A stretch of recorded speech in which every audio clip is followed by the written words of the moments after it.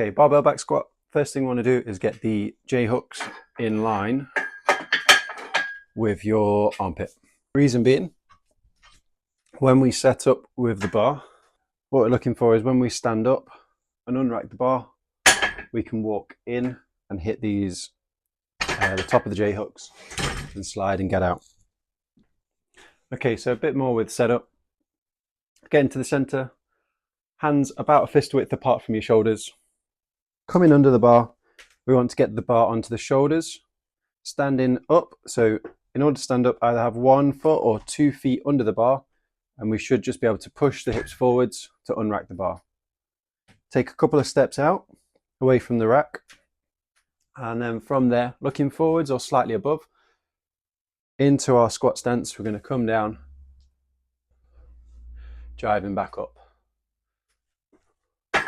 To find your squat stance, we need to find what's the best position for you, depending on your hip structure. It's going to allow you to bring your hips below or just in line with your knees.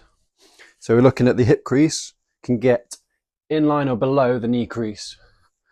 Things that can change this is feet width, how much your toes point out. So up to a 45-degree turnout is okay. You might find, depending on your hips, you can point forwards and squat. Some people might find this a little bit more awkward. As soon as you turn out, that's going to allow you to open up. The other thing to focus on is your knees tracking in line with your toes.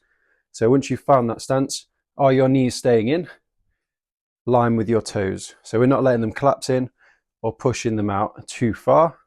But a little cue that we can have is to think about pushing them out over the toes.